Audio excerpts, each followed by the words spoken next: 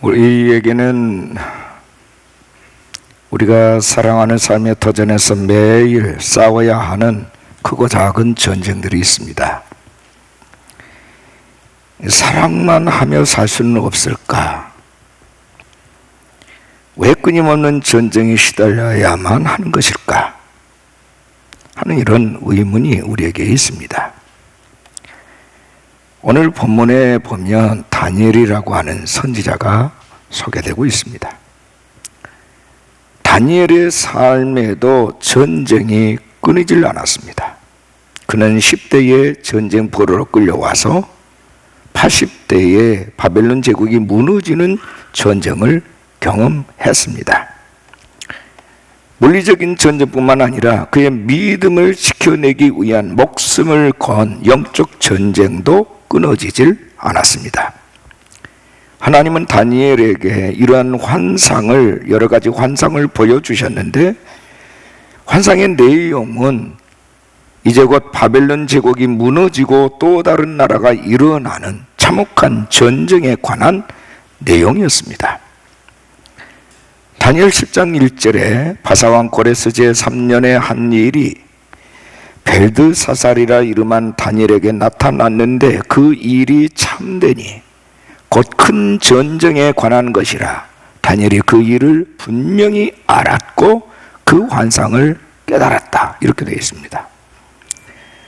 다니엘은 고레스 왕 통치 제3년, 그러니까 주전 534년입니다. 한 환상을 보았습니다. 3주 동안 내내 슬퍼하면서 금식 기도를 하던 중에 본 환상입니다. 도대체 어떤 슬픔이 있었기에 식음을 전폐하며 기도에 전념을 했을까? 충분히 짐작이 가는 이유가 있습니다. 그러니까 3년 전 고레스 왕 통치 5년에 고레스 왕은 유다인들에게 고레스 칙령을 내렸습니다. 너희들은 본국으로 유다로 다시 돌아가라 하는 명령입니다.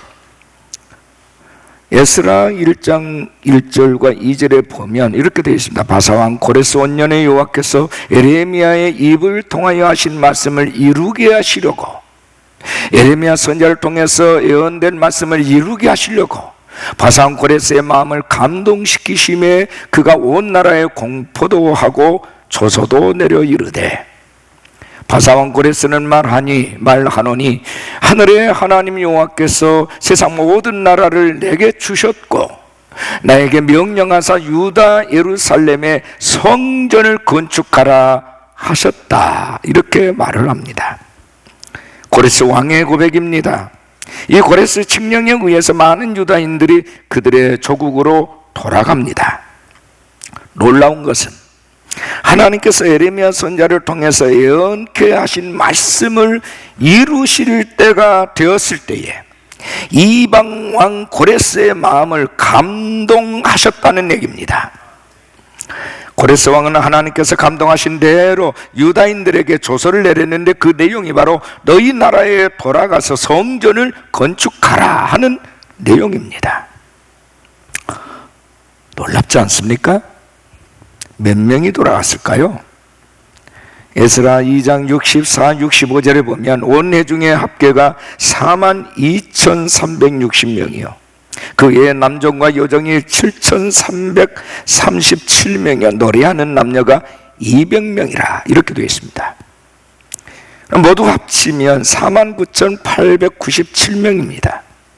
당시 바벨론에 거주하던 유대인 인구가 약 200만 명 정도였다고 합니다. 이에 비하면 돌아간 수는 극히 적은 소수입니다. 황폐한 조국보다도 바벨론, 페르시아로 이어지는 그 나라가 훨씬 더 살만했기에 대다수가 돌아가지를 않았다는 얘기입니다. 예루살렘으로 돌아온 사람은 그래도 하나님의 약속에 대한 믿음이 있었던 사람들이었습니다. 그들은 돌아와서 기쁨으로 예물을 드리며 성전 재건에 힘을 썼습니다.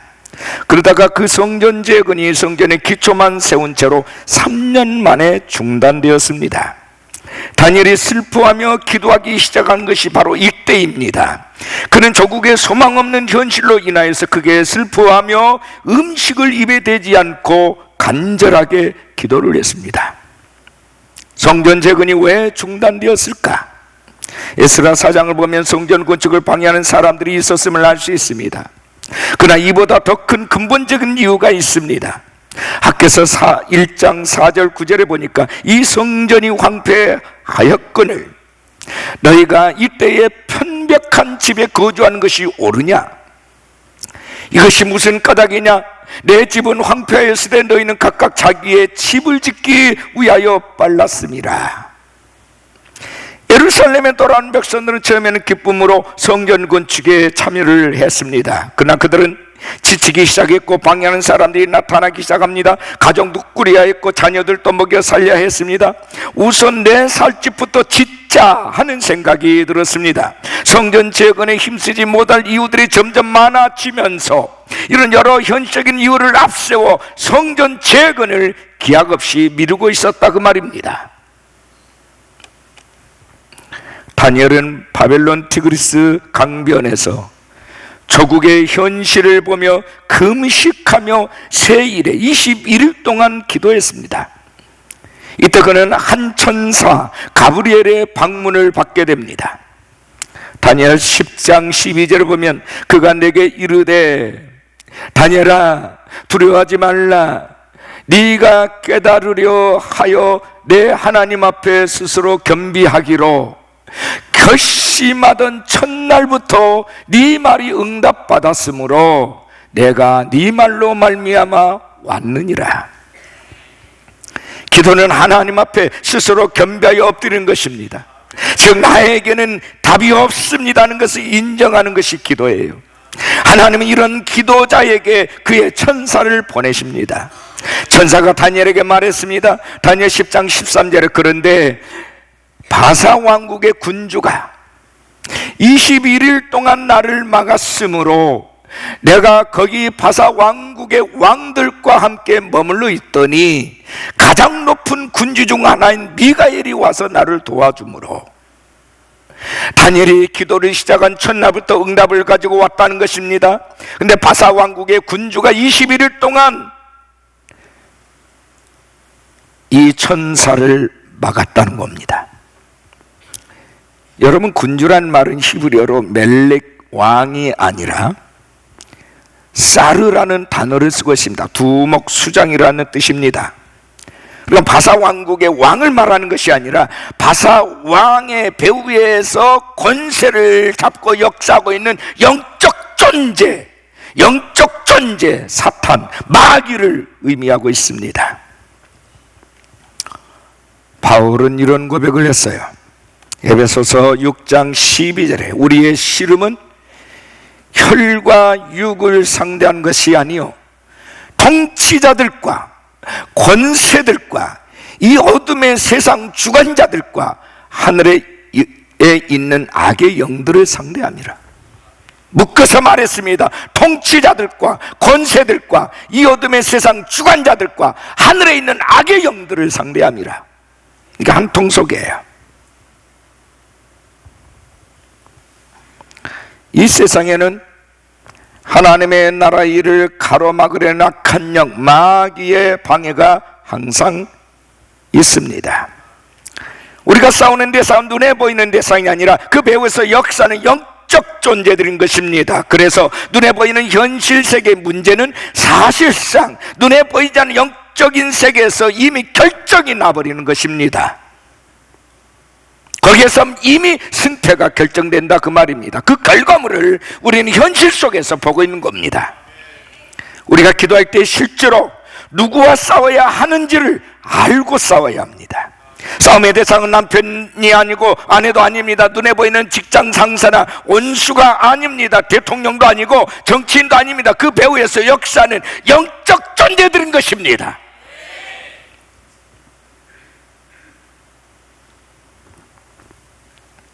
우리 가정과 삶의 연장에서 하나님의 나라가 이루어지지 못하도록 방해하는 원수 마귀인 것입니다. 우리의 현실의 배후에서 역사하는 영적 세력들의 방해를 끊어야만 현실의 문제가 풀린다 그 말이에요.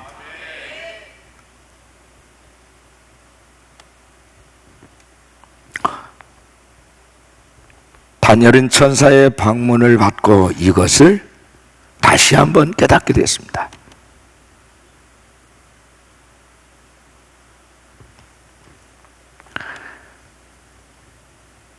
자, 오늘 말씀 제목입니다. 기도로 전쟁하라.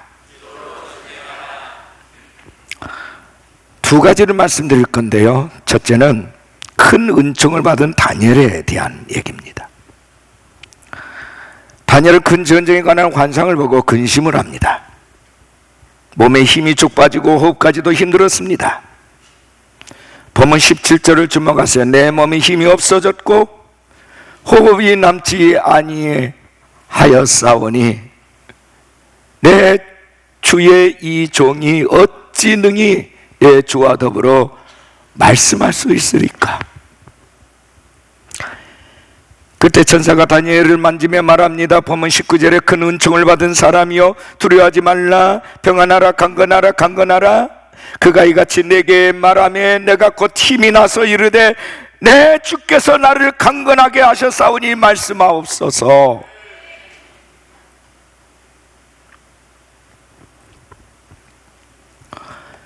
영적 전쟁을 치르는 사람은 늘 이렇게 위기가 있습니다. 많은 공격을 받아요. 그때 피로감에 쌓여서 번아되기가 쉽습니다. 선지자 엘리야도 이세벨의 영에 눌려서 로뎀나무 아래서 죽고자 했습니다. 그때 천사가 그를 만지며 위로해 줬습니다. 하지만 엘리야는 끝내 사역의 자리로 돌아가기를 거부했습니다. 지금까지만으로도 충분합니다. 내 생명을 여기서 거두어 주십시오.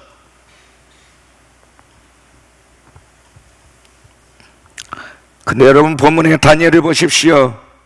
큰 은총을 받은 사람이여 두려워하지 말라. 평안하라. 강건하라. 강건하라 했을 때 그는 곧바로 힘을 냈습니다. 그리고 응답합니다. 내 주께서 나를 강건하게 하셨사오니 말씀하옵소서.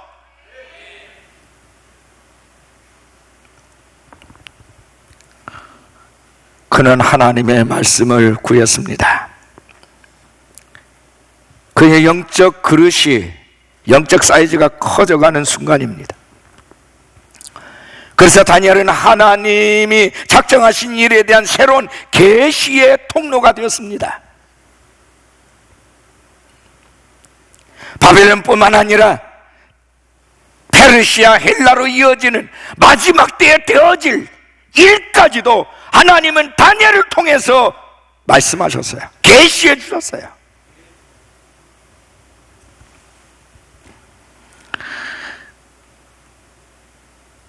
큰 은총을 받은 사람, 이것이 해답입니다. 비록 바벨론에 끌려간 포로들 중에 한 사람에 불과했지만 바벨론 왕국의 국무총리의 자리까지 오르게 되었고 나라와 정권이 바뀐 페르시아 제국의 다리오 왕 시대에도 연이어서 그는 총리직에 올랐습니다. 여러분 창세기 41장을 보면 야곱의 종으로 팔려갔던 요셉이 국무총리가 된 얘기가 나옵니다. 여러분 국무총리 아무나 하는 것입니까? 요셉과 다니엘 모두가 자기 힘으로 성공한 사람들이 아니라 오직 하나님의 크신 은총으로 인하여 성공한 사람들이에요. 창세기 39장 23절에 여호와께서 요셉과 함께 하심이라 여호와께서 그를 범사에 형통하게 하셨더라. 창세기 41장 38절에 보면 바로의 고백이 나옵니다. 이와 같이 하나님의 영에 감동된 사람을 우리가 어찌 찾을 수 있으리요?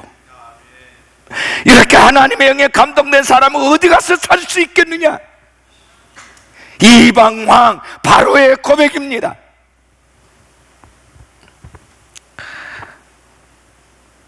다니엘이 하나님의 은총을 크게 받은 비결이 무엇일까? 한마디로 말하면 자기와의 싸움에서 이겼기 때문입니다. 머나먼 타국 바벨론에서 포로 생활에 지친 청년 다니엘에게 어느 날 기회가 왔습니다.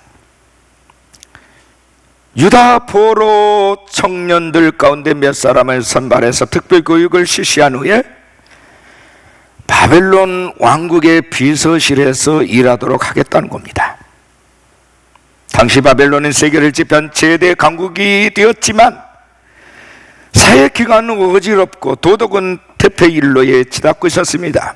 거기에 휩쓸린 많은 젊은이들은 가치관을 상실하고 정신적으로 휘청거리고 있었습니다. 쓸만한 인물이 없었다 그 말입니다. 그래서 바벨론 왕은 포로들 가운데서 쓸만한 인재를 골라서 쓰겠다는 생각을 한 겁니다. 그들을 왕궁학교에 보내서 최고의 선생을 붙이고 가장 좋은 환경에서 가장 좋은 대우를 받게 했습니다.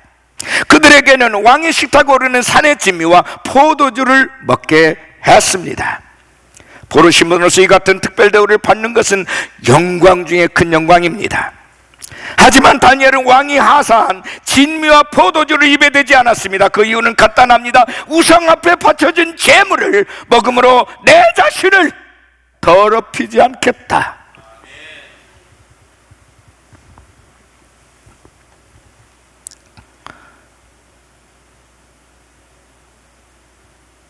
사람들은 이를 흔히 융통성이 없다라고 질책하지요. 먹으면 곧 배설되어 버리는 음식을 우상 앞에 바쳐진 재물이라는 이유로 자신을 더럽힐 수 없다며 단호하게 거절을 합니다. 다니엘은 이 문제로 인해서 중요한 시험대 기로에 서게 됐습니다. 타협하느냐, 거절하느냐, 개방하느냐, 절제하느냐, 바로 사느냐, 흥청망청 내 멋대로 사느냐. 하나의 문을 열어놓으면 나중에 다 열어놓아야 되기 때문에 그는 기도하고 고민하고 기도했습니다.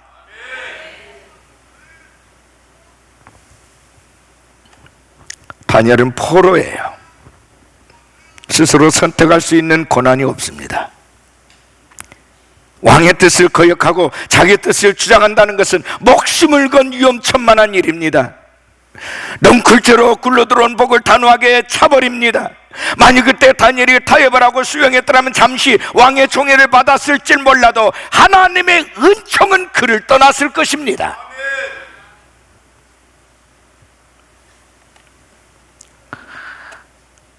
절제란 말은 자기 욕망을 제한하는 것을 말합니다.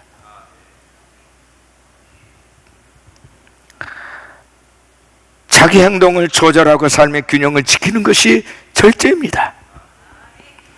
하고 싶고 가고 싶고 즐기고 싶고 먹고 싶은 것이라도 옳지 않는 것을 금해야 되는 것이 절제입니다.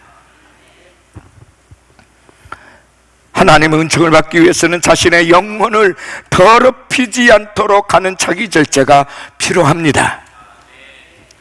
나의 욕망과 고집과 습관을 제거하고 내가 나를 이겼을 때 하나님의 은총이 내게 크게 임하게 되는 것입니다.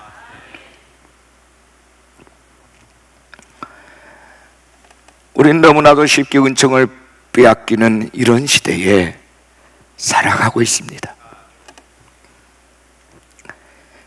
경쟁사에서 수시로 비교당하면서 자존감을 상실해야 하는,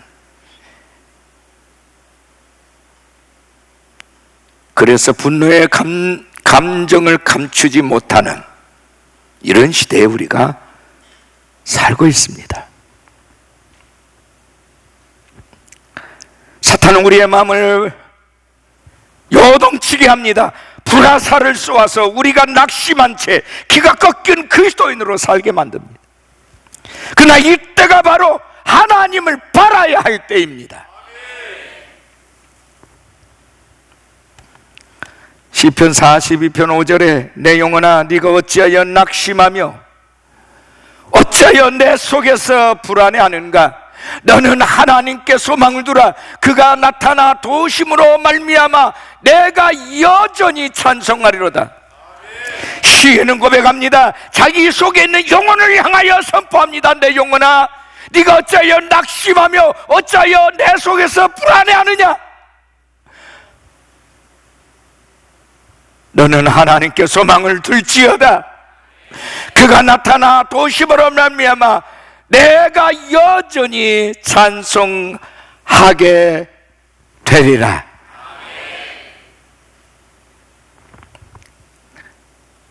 불안할 때,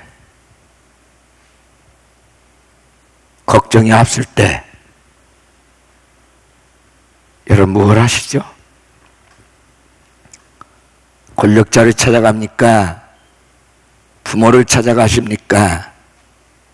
사랑하는 사람을 찾아가십니까?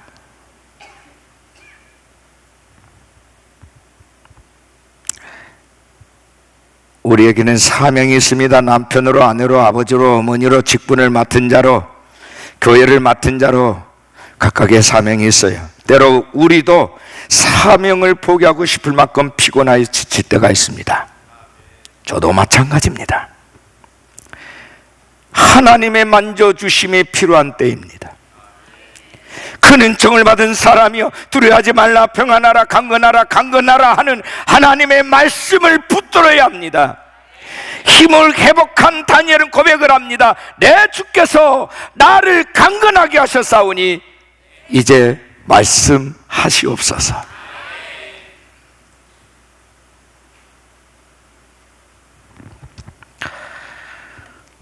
두 번째, 우리 한번 따라 하실까요? 그가 기도할 때에 미가엘이 싸웠다. 다니엘이 싸운 게 아닙니다. 하늘의 군대, 하늘의 군사의 수장 미가엘이 싸워줬습니다. 본문 20절 21절입니다. 그가 이르되 내가 어찌하여 네게 왔는지 네가 아느냐? 이제 내가 돌아가서 바사 군주와 싸우려니와 내가 나간 후에는 헬라의 군주가 이를 것이라. 나를 도와서 그들을 대항할 자는 너희의 군주 미가엘 뿐이니라. 할렐루야. 영적 전쟁통에서 우리를 위해 싸울 군주는 미가엘 뿐이래요. 미가엘.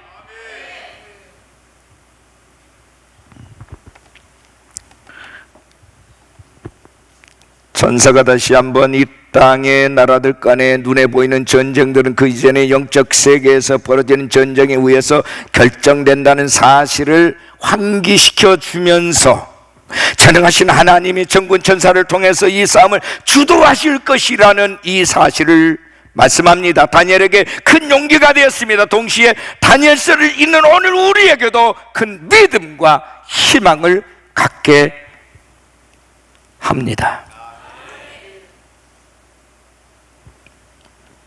이 세상은 에덴 동산에서 인류 타락 이후로 줄곧 전쟁의 역사입니다. 창세기 3장 15절 말씀에 내가 너로 여자와 원수가 되게 하고 내 후손도 여자의 후손과 원수가 되게 하리니 여자의 후손은 네 머리를 상하게 할 것이요 너는 그의 발꿈치를 상하게 할 것이니라. 사탄과 여자의 후손인 예수 그리스도와의 사이에 있는 전쟁을 말하고 있습니다. 사탄은 예수 그리스도를 십자가 못 박음으로 자신의 승리를 외쳤지만 그러나 예수님은 그의 피로 영원한 속죄를 이루시고 다시 살아나심으로 사망 권세를 이기셨습니다. 사탄이 합법적으로 행사했던 권세를 다 파하시고 그의 머리를 상하게 하신 것입니다. 그러나 이 전쟁은 아직 끝나지 않았습니다. 주님이 다시 오실 때까지 이 전쟁은 계속될 것입니다. 사탄의 일은 예수 그리스도의 권세 앞에 굴복하지 않는 세상을 통해서 아직도 여전히 자신의 영역을 넓혀가면서 하나님 나라가 이 땅에 임하는 것을 방해하고 있습니다. 하지만 그것도 반드시 끝날 때가 있음을 성경은 말씀하고 있습니다.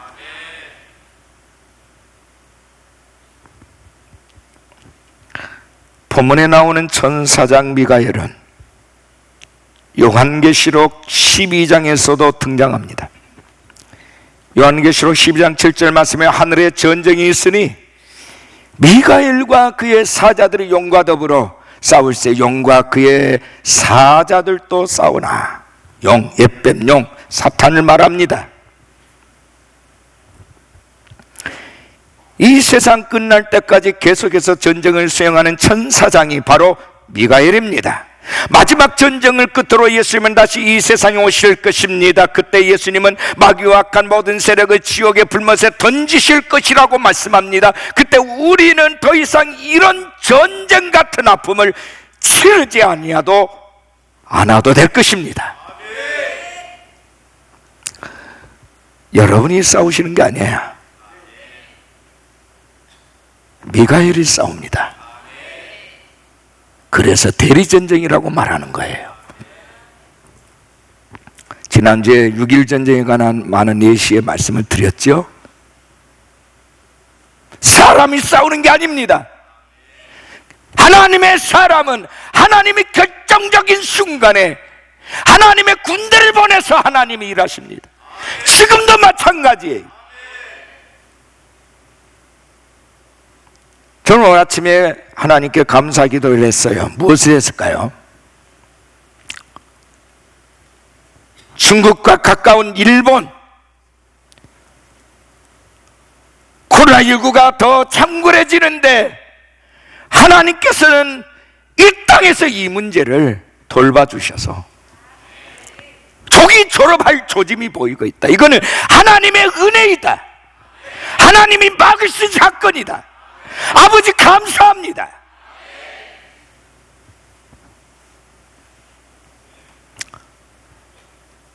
그 기도를 드렸어요.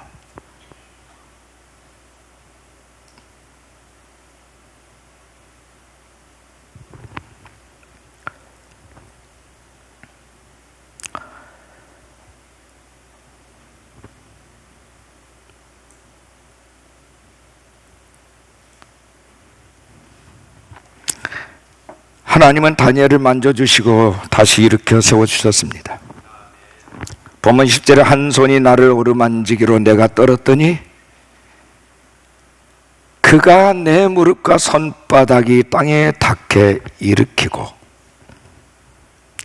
하나님 앞에서 감히 얼굴을 들고 설 수 없는 미미한 존재가 우리 인간입니다. 하지만 하나님은 늘 우리에게 이렇게 찾아오셔서 사랑의 손길로 만져주시고 다시금 일으켜 세워주십니다.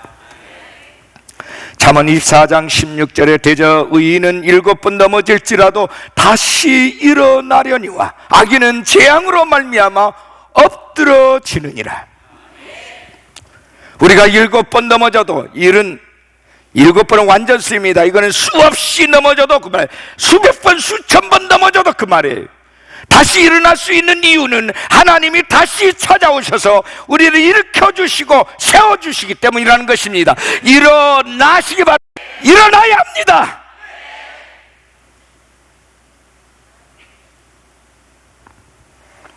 이사야 40장 28절이야. 너는 알지 못하느냐?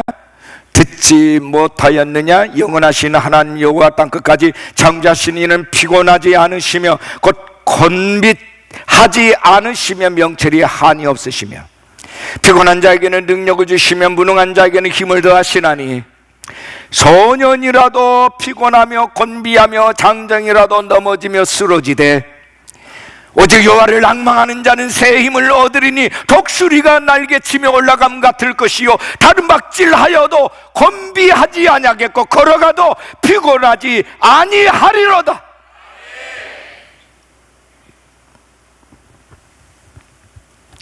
시편 29편 11절에 여호와께서 자기 백성에게 힘을 주시며 여호와께서 자기 백성에게 평강의 복을 주시리로다.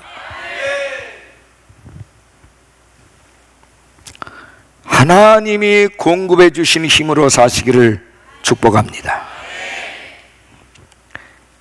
하나님은 80이 넘은 다니엘에게 기도라는 큰 책임을 맡기셨습니다. 기도하는 그에게 미래를 활짝 열어 보이시고 하나님의 작정하신 말을 다 이루셨습니다. 기도는 우리의 현실적 판단을 뛰어넘는 하나님의 하실 일을 보는 것입니다. 기도하는 사람이 있어야 하나님의 하실 일들이 이루어집니다. 그래서 기도한 사람은 행동하는 사람보다 더 강합니다. 기도 없이 살면 눈에 보이는 현실에 지배를 당할 수밖에 없습니다. 하나님의 영역은 축소가 되고 내 관심이 우선이 되는 삶의 축소가 일어납니다. 기도해야 내 삶에 하나님의 나라가 작동하는 것입니다. 기도해야 천군 천사가 일하기 시작합니다. 기도해야 하나님의 비전이 내 삶 속에서 이루어집니다. 빈센트 빌 목사가 어느 의사에게 물었습니다. 당신 지금까지 의사로 살면서 가장 보람되었던 일이 있다면 무엇입니까? 의사는 이렇게 대답했습니다. 제 인생을 변화시켰던 사건이 하나 있습니다. 살아날 수 있는 확률이 10%밖에 되지 않는 매우 허약한 소녀가 있었습니다. 간호사들이 수술 준비를 하는 사이에 나는 수술대 위에 있는 소녀에게로 다가갔습니다. 그때 그 소녀는 선생님 부탁이 하나 있어요. 저는 매일 잠자리에 들기 전에 기도를 합니다. 지금 기도해도 괜찮겠지요? 나를 빤히 바라보며 말하는 것이었습니다. 나의 마음은 너무나도 괴로웠습니다. 나는 평소에 주님을 잊고 살아왔기 때문입니다. 그래서 나는 오히려 나를 위해서 기도해 달라고 소녀에게 말했습니다. 그러자 그 소녀는 사랑이 많으신 우리의 목자 예수님, 나의 기도를 들어주세요. 오늘 밤 이 어린 양을 지켜주세요. 그리고 예수님, 의사 선생님에게도 축복해 주세요. 그분은 지금은 고통스러워하고 있습니다.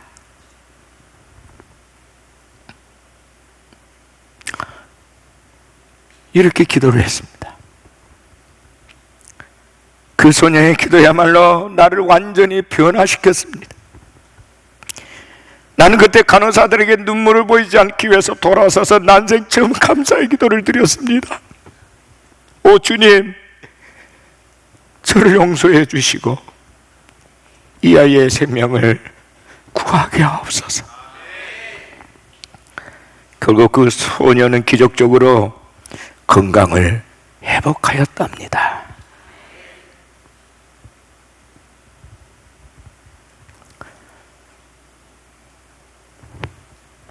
역사학자 아놀드 토인비 박사는 그의 역사 연구에서 이렇게 말합니다.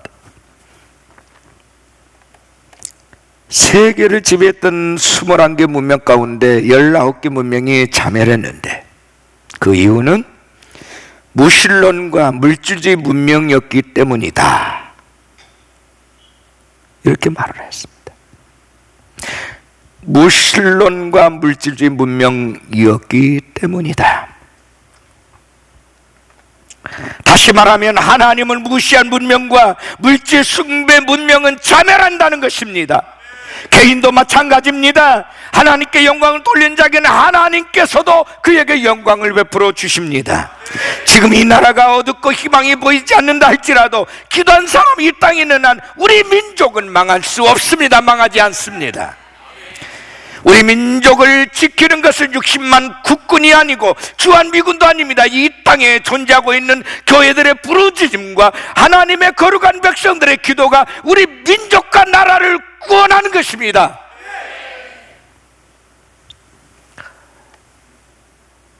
한국 교회여, 나라를 위해서 기도하십시다. 이 민족을 위해서 기도하십시다. 기도만이 우리 민족을 정직하게 할 것이고, 기도만이 우리 민족을 선진 민족이 되게 할 것입니다. 기도만이 남북을 복음으로 통일시킬 것이며, 기도만이 우리 민족을 세계 속에 도약하는 민족이 되게 할 것입니다. 기도해야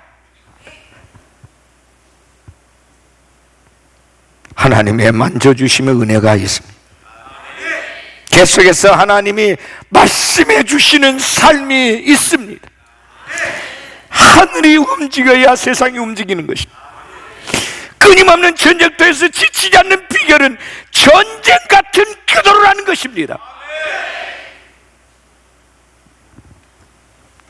우리는 기도의 승리함으로 지치지 않고 계속해서 우리 각자가 받은 사명의 길을 더욱 힘차게 달려갈 수 있기를 우리 주님의 이름으로 축복합니다.